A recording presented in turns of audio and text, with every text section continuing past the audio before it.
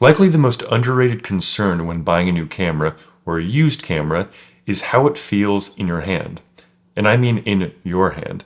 This is something that no matter how much a reviewer says about a camera, their hands could be larger, smaller, or similar to yours, but how it feels in your hand is going to be your opinion and your opinion alone.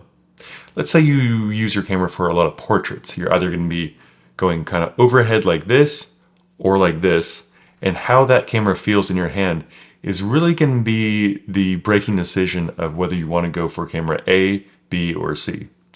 For example, I bought my Z6 because I liked how other Nikons felt in my hand compared to Canons, Fuji, Sony, and so forth. And yes, I pre-ordered the Z6 before it even came out, so I couldn't feel it, but it does feel very similar. It has relatively large grip compared to other mirrorless cameras or DSLRs.